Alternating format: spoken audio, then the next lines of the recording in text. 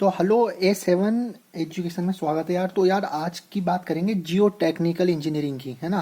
तो इसमें मैं आपको एक वादा भी कर सकता हूँ, अगर आप प्रॉपर वीडियो देखते हैं तो मतलब आरटीओ एग्ज़ाम में आपके बैक नहीं लग सकती, क्योंकि अपन पूरा सिलेबस कवर करेंगे, एंटायर सिलेबस कवर करेंगे। और अपन ये भी डिटेल देखेंगे कि मतलब ओल्ड पेपर आरटीओ के में कौन कौन से और कहाँ कहाँ से मतलब क्वेश्चंस आए हैं। जैसे मैं अगर आपको थोड़ी ब्रीफ दूं, अभी स्टार्टिंग की फर्स्ट वीडियो पार्ट 1 के अंदर मैं आपको थोड़ा बहुत सिलेबस में डिस्कस करेंगे, और सिलेबस आपको दिख भी रहा होगा। और कमेंट में आप फिर मुझे ज़रूर बताना कि ना सिलेबस में क्या चेंज हुआ है इस बार या नहीं हुआ। पढ़ने से पहले सिलेबस का यार बहुत ज़्यादा ज़रूरी होता है जानना। चैप्टर किस तरह आते हैं, किस घंटे में आते हैं, और कौन कौन से मेन टॉपिक हैं जो आपको फोकस करना है। जैसे आप और कहीं से भी पढ़ें, इस मतलब इस चैनल से नहीं पढ़ें और कहीं से पढ़ें, तो जिस टॉपिक का आपको ध्यान रखना है वो इस वीडियो में मैं बता दूंगा। पासिंग मार्क्स कितने चाहिए? वैसे तो 28 मार्क्स थे पासिंग, अब पता नहीं कितने हो गए, तो आप जरूर कमेंट में बताना कि 32 हो गए कि कितने हो गए, मुझे याद नहीं।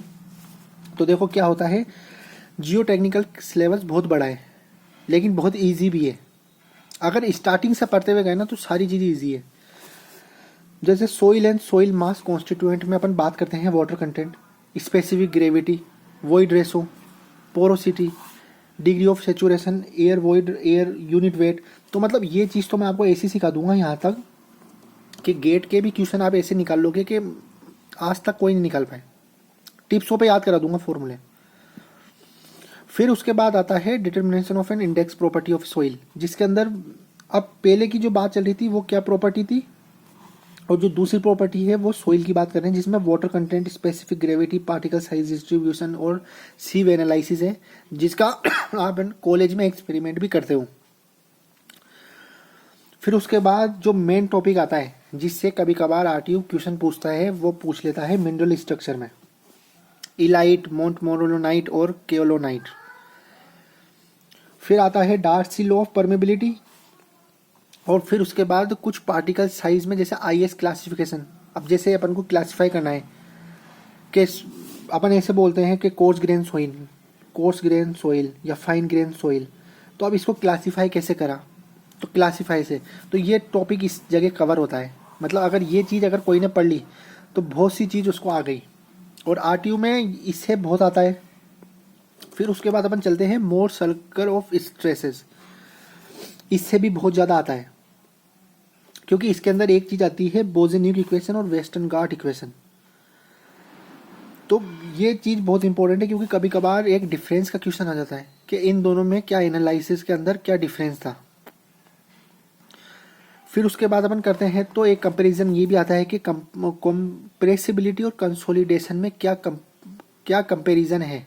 ये एक इम्पोर्टेंट क्वेश्चन बनता है, बहुत बार देखा गया है। और उसके बाद स्प्रिंग एनालॉजी, टर्गाजीज वन डायमेंशनल, जिसके अंदर टर्गाजी ने समझाया था कि मतलब किस तरह मतलब कंसोलिडेशन वर्क करता है, किस तरह क्या करता है स्प्रिंग एनालॉजी से सॉरी।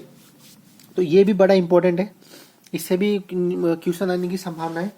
तो कभी कभार जो मतलब अपना पूरा का पूरा टॉपिक है या सिलेबस है, उसमें या तो देखो न्यूमेरिकल मिलते हैं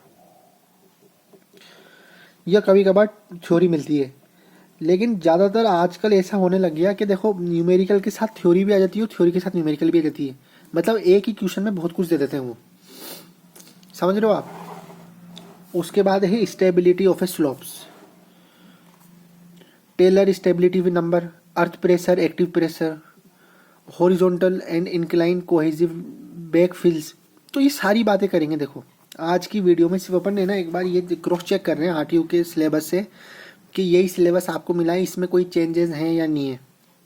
फिर उसके बाद bearing capacity of a soil की बात करेंगे, terminology related to bearing capacity, common types of foundation, Terzaghi's and Meyerhof theory for bearing capacity, और ये Rankine's method for minimum depth of foundation, और एक ये Sampton method of eccentricity and water table of bearing capacity. तो मतलब बहुत कुछ है। जो लास्ट के जो चैप्टर है ना, बहुत लोग क्या करते हैं फर्स्ट सेकंड करके चल जाते हैं, लेकिन कभी कभार फोर्थ, फिफ्थ और सिक्स में से आ जाता है, क्योंकि अब आरटीयू ने ये नहीं बता रखा कि कहाँ से वो क्या देगा, वो कहीं से भी दे सकता है। तो पढ़ना तो पूरा ही पड़ेगा।